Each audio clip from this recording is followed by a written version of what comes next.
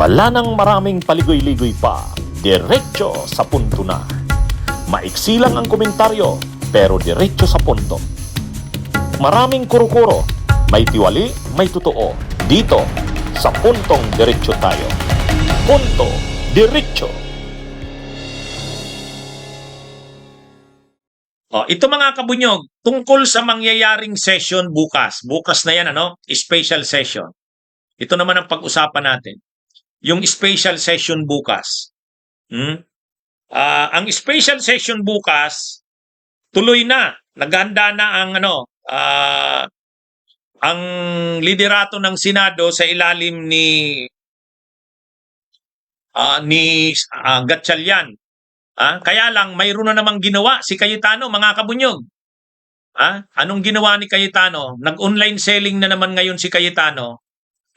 Ang ibig kong sabihin ng nag-online selling, nag-live na naman. Ayan nag-live ngayon si Cayetano. At inanunsyo niya na nag-file na sila ng petition sa Korte Suprema. Ito mga kabunyog ang final na petition sa Korte Suprema. Sino ang mga petitioners? Ang mga petitioners ay yung mga senador na kakampi ni Alan Cayetano. Mga kabunyog, kung titingnan dyan, kapansin-pansin dyan, pero hiwalay ko itong i-discuss kasi medyo maganda. Mahabang discussion ito. Pero gusto kong i-anunsyo sa inyo, yung petitioners dyan, yung nakalistang petitioners, hindi kasama si Villanueva, hindi kasama si Mark Villar. Yan Nandyan. Basahin ninyo. Republic of the Philippines, Supreme Court, Manila. Senator Alan Peter S. Cayetano, Senator Lorna Regina Ligarda, Senator Pilar Juliana Pia Cayetano, Senator Jingo Estrada, Senator Christopher Lawrence Go, Senator Rodante Marcoleta, Senator Maria Imelda Aimee Marcos, Senator Robin Hood C. Padilla, Senator Camille Villar, and Attorney Rose Luis Montales. Wala si Mark Villar at si Villanueva. So mukhang yan ang nababanaaga na natin ang mangyayari bukas mga kabunyog. Ano itong petition na ito ni Cayetano? Inanunsyo niya ito sa kanyang online selling.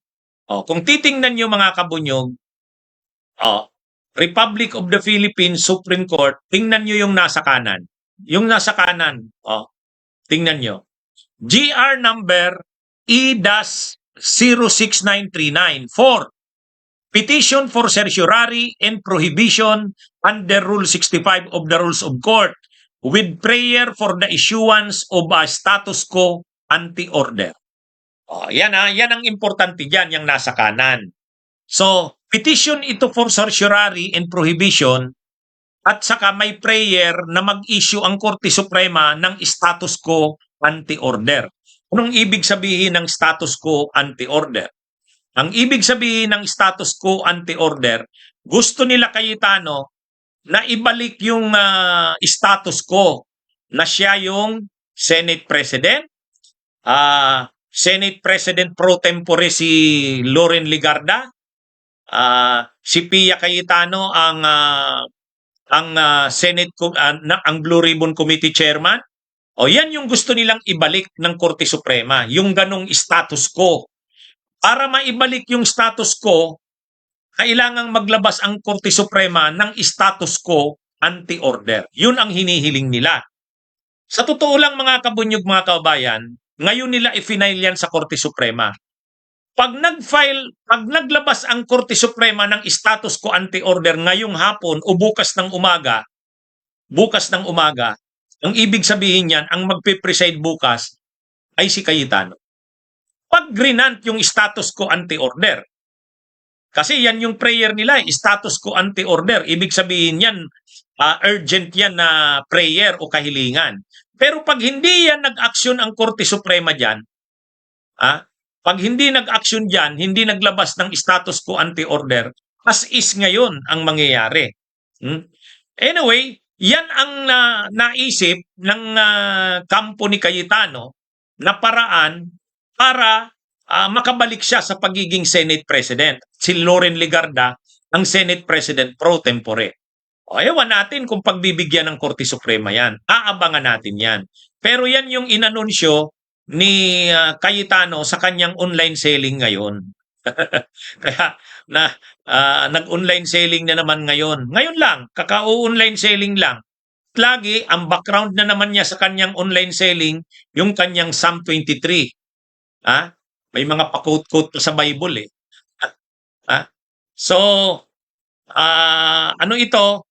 O tama si Kabunyog Elmer Sarmiento, hindi rin na-mention si Bato. So, pero doon sa petitioners, ibig sabihin, yung mga senador na pumirma doon sa petition, kapansin-pansin, hindi kasama si Villar na Mark at saka si Joel Villanueva. Hindi kasama. Si Bato, sa tingin ko, hindi talaga sinama kasi hindi naman makakapirma si Bato. Hahanapin nila yan.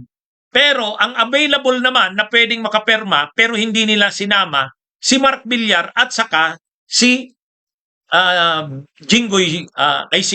Joel Villanueva. Mukhang decided na si Joel Villanueva. Anyway, malalaman natin yan bukas mga kabunyog, mga kababayan. So, ang ginawa ni Cayetano ngayong araw, sa gitna ng mga kaguluhan, at bukas ay may naka-schedule na special session, nag-online selling na naman ngayon, inanunsyo niya na nag-file na daw sila ng petition, nag-file na daw sila ng petition sa Korte Suprema. At humihiling sila sa Korte Suprema ng status quo ante-order.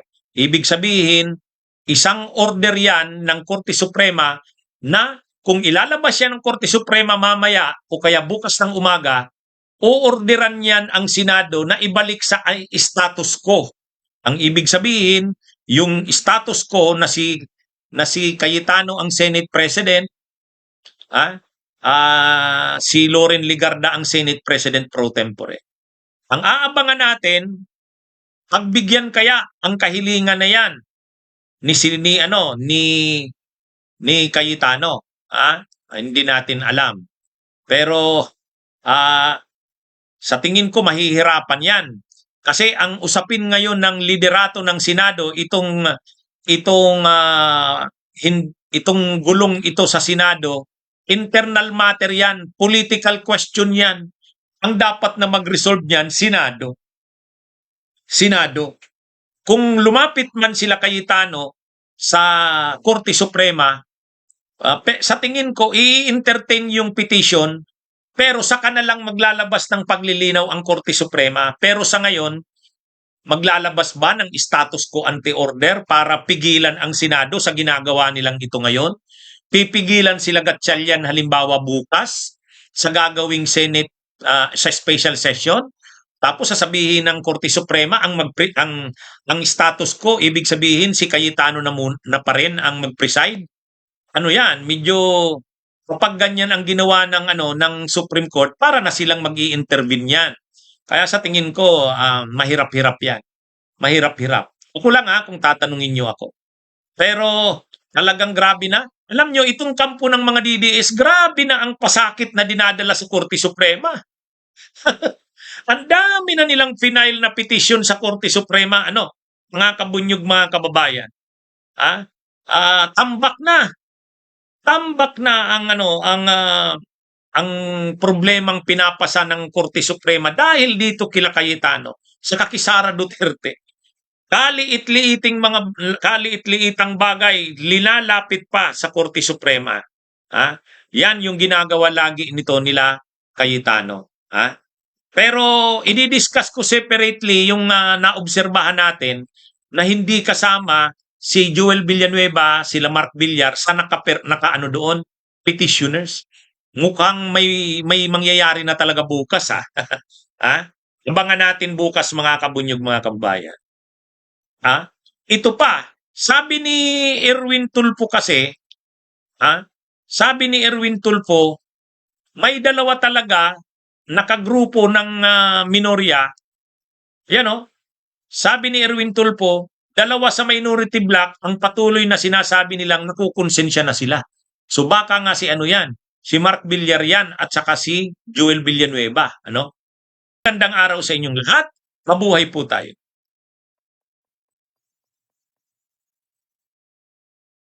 Bunyog, bunyog, halikan na kasama ka. Bunyog, kapag buklod ay may pag-asa.